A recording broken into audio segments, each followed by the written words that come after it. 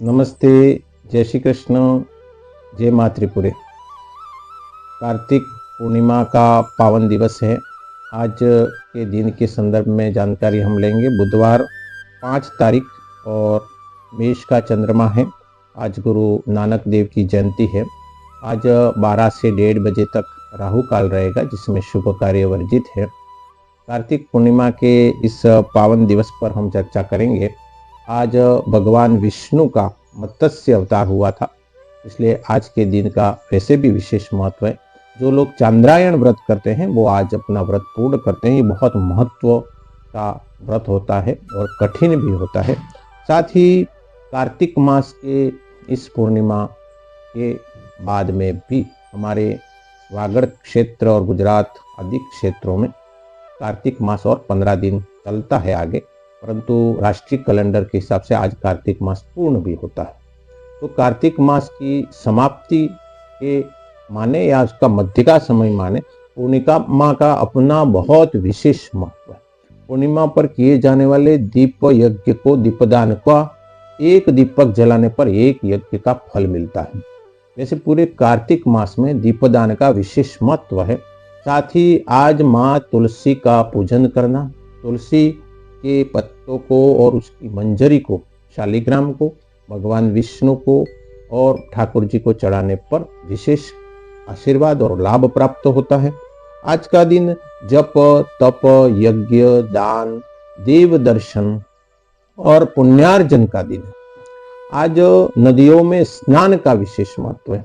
स्कंद पुराण में हमारे वागड़ क्षेत्र में दीहू चल रही माही नदी का विशेष महत्व दिया। माही के स्नान का आज के दिन में बहुत महत्व है। माही का स्नान करना यानी चारों नदियों गंगा, यमुना, सरस्वती, कावेरी में स्नान और 4 धाम की यात्रा का पुण्य मिलता है। तो नदी के किनारे स्नान, साथ ही माँ जगदम्बा त्रिपुरा सुंदरी का हमारे वागड़ में शक्तिपीठ है, वहां पर भी दर्शन का बहुत विशेष लाभ हमें आज प्राप्त होगा।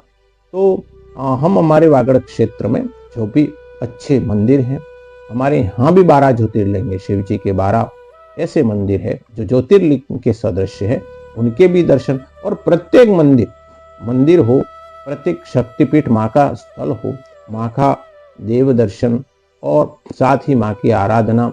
आज के दिन किए जाने वाले हमारे जो भी पुण्यार्जन के कार्य है, हमारे जो धार्मिक और आध्यात्मिक कार्य है, वो कई गुना होकर हमें लाभ देते हैं।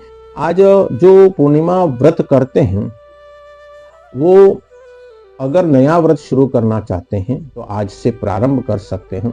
जो व्रत नहीं करते और केवल पूजन करते हैं उनके लिए भी पुण्य कमाने का दिन है, क्योंकि कार्तिक पूर्णिमा पर भगवान विष्णु का मत्स्य अवतार हुआ था और इसे हमारे देव दीपावली भी कहते हैं।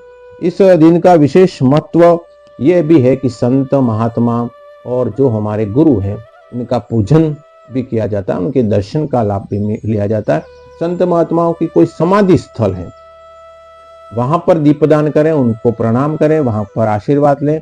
जो हमारे गुरुदेव, ऐसे गुरु जो जिन्होंने देवलोक गमन कर लिया, तो उनको आज स्मरण करना, उनकी समाधि पर प्रणाम करना, वहां पर फूल और दीप दान करना और वहां पर आशीर्वाद लेना बहुत विशेष महत्व रखता है। आज गौ माता का पूजन और अवश्य करें, गौ माता को प्रणाम करें, गौ माँ की प्रदक्षिणा करें, जिनमें सभी देवताओं का वास रहता है।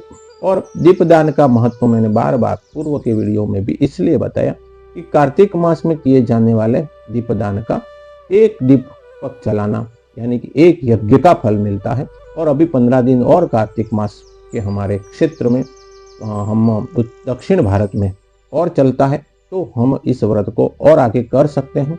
तो आज के इस पावन दिवस पर आप सबको बहुत बहुत शुभकामना। जरूर किसी भी एकाध माँ के मंदिर में, शिव जी के मंदिर में, भगवान विष्णु के मंदिर में अवश्य दर्शन का लाभ लें। नदियों में अगर समय मिले तो स्नान करें।